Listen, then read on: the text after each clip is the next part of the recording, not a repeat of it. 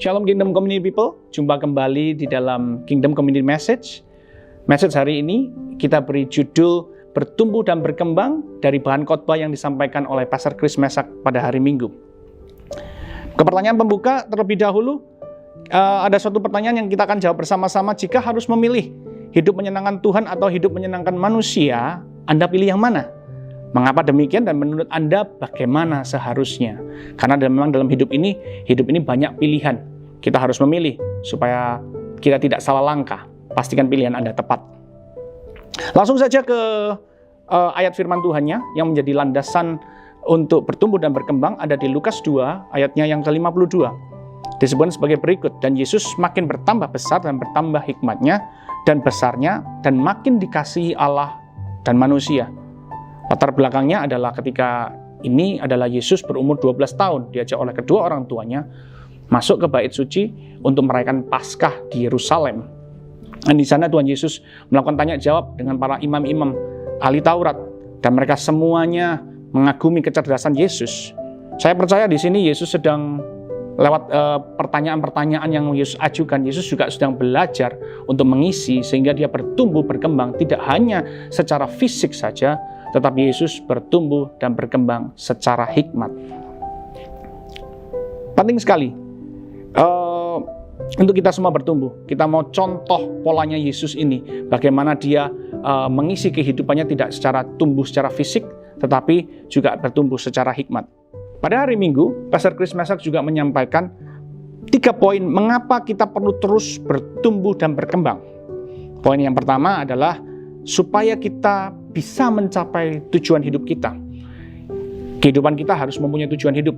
Kita tidak bisa ada di dunia ini cuma untuk menikmati kesenangan dunia ini saja. Tetapi kita semua harus tahu tujuan kehidupan kita. Apa yang harus kita genapi? Apa yang harus kita capai? Yang harus kita capai, saya percaya ketika kita menanjak dewasa dan ketika kita bertumbuh dan berkembang, kita akan tahu bahwa apa yang harus kita capai adalah panggilan Tuhan dalam kehidupannya kita. Tujuan panggilan Tuhan dalam kehidupan kita bukan untuk kesenangan diri kita sendiri. Itu yang pertama. Dan yang kedua, mengapa kita perlu bertumbuh dan berkembang? Yaitu supaya kita mampu menangani perubahan hidup. Dalam kehidupan ini perubahan selalu terjadi. Satu hal yang tidak pernah berubah adalah Kristus sendiri dan perubahan itu. Maka dari itu kita harus memacu diri kita untuk terus bertumbuh dan berkembang. Supaya kita tidak digilas oleh perubahan-perubahan itu. Perubahan sangat cepat sekali terjadi. Contohnya ketika vaksin beberapa saat lalu kita mengalami corona. Sekarang vaksin sudah ditemukan. Dan tidak lama kemudian sekarang muncul lagi varian-varian yang baru. Kita harus siap menghadapi setiap perubahan ini. Poin yang ketiga, Pastor Chris Mesak sampaikan adalah supaya setiap kita memiliki ketahanan dalam menghadapi rintangan hidup. Oleh karena perubahan tadi di poin yang kedua, menyebabkan munculnya masalah-masalah yang baru, tantangan-tantangan yang baru. Setiap perubahan memunculkan hal itu, memunculkan tantangan baru dan masalah yang baru. Oleh sebab itu, kita harus bertumbuh dan berkembang. Supaya apa? Supaya kita bisa mampu dan sanggup memiliki ketahanan untuk menghadapi setiap rintangan yang ada di hadapan kita. Saya lanjutkan, apa yang disampaikan oleh Pak Chris Mesak kemarin ada 3 poin juga. Tadi ada 3 poin mengapa kita harus bertumbuh, sekarang ada 3 poin juga yang disampaikan oleh Pak Chris Mesak. Apa saja yang perlu kita perhatikan untuk supaya kita bisa bertumbuh dengan maksimal. Poin yang pertama, ikuti pola yang tepat yang dari Tuhan. Yesaya 29 ayat yang ke-16. Betapa kamu memutarbalikkan segala sesuatu, apakah tanah liat dapat dianggap seperti tukang periuk, sehingga apa yang dibuat dapat berkata tentang yang membuatnya, bukan dia yang membuat aku, dan apa yang dibentuk berkata tentang yang membentuknya, ia tidak tahu apa-apa.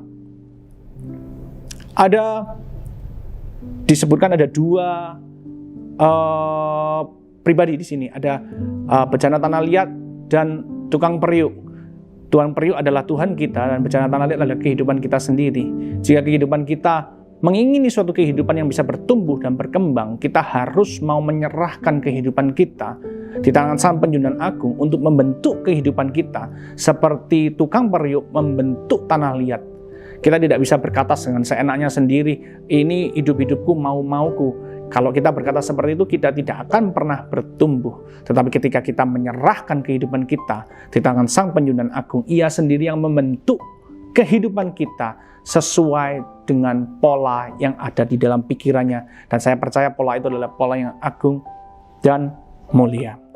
Poin yang kedua, jika kita mau bertumbuh dan berkembang, kita memerlukan mentor atau father di dalam kehidupan kita. Ayatnya ada di Ibrani 13 ayat ke-7. Berbicara sebagai berikut. Ingatlah akan pemimpin-pemimpin kamu yang telah menyampaikan firman Allah kepadamu. Perhatikanlah akhir kehidupan mereka dan contohlah iman mereka. Firman Tuhan ini ada terjadi di dalam sebuah komunitas. Perintah untuk kita menemukan father atau mentor di dalam sebuah komunitas adalah sesuatu yang urgent untuk memastikan kita bisa bertumbuh di dalamnya. Karena mentor-mentor dan bapak-bapak ini akan mengarahkan kehidupan kita untuk kita terus bertumbuh.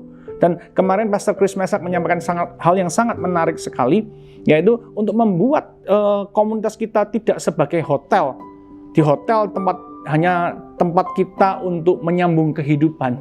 Tetapi di sebuah komunitas kita haruslah menjadi sebuah keluarga di mana kita tidak hanya menyambung kehidupan, tetapi berbagi kehidupan.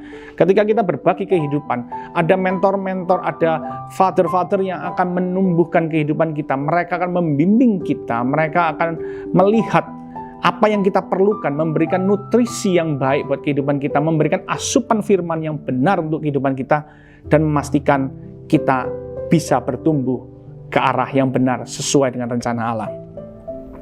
Langsung saja kita masuk juga poin ketiga. Untuk bertumbuh, kita perlu menyesuaikan diri terhadap musim kehidupan. Ayatnya ada di Lukas 21 ayat yang ke-30. Berbicara sebagai berikut, apabila kamu melihat pohon-pohon itu sudah bertunas, kamu tahu dengan sendirinya bahwa musim panas sudah dekat. Kita bisa melihat di sini bahwa kita harus aware, kita harus sadar bisa mengenali musim. Dan ketika kita bisa mengenali musim, kita bisa bertindak, kita bisa menyesuaikan diri dengan musim kehidupan yang ada di dalam kehidupan kita. Nah, kenali setiap perubahan musim dalam kehidupan kita. Karena saya percaya ketika kita menjadi dewasa, kita mampu mengenali musim dan menyesuaikan diri dalam musim kehidupan kita, Tuhan sedang mengerjakan perkara-perkara yang baik di setiap musim kehidupan kita. Tuhan Yesus memberkati semuanya, dan saya percaya setiap komsel, teman-teman yang bergabung di Kingdom Community, kita semuanya boleh bertumbuh, mengalami pertumbuhan lewat pola yang tepat, seperti yang Tuhan tunjukkan dalam kehidupan kita, lewat pementoran yang benar, dan lewat juga mengenali musim kehidupan dalam kehidupan kita. Mari kita tutup dengan doa. Tuhan, terima kasih. Kami percaya hari ini setiap Kingdom Community people mengenal isi hatimu, mengerti isi hatimu, dan Engkau sendiri yang membuat kita semuanya untuk bertumbuh dari satu kemuliaan kepada kemuliaan yang lain, sehingga kita semuanya bisa mengenapi rencana-Mu yang agung dan mulia terjadi dalam kehidupan kita. Terpuji nama-Mu Tuhan, dan kami mau serahkan doa ini sepenuhnya di dalam nama Tuhan Yesus kami berdoa. Amin. Bertumbuh dan berkembang. Amin.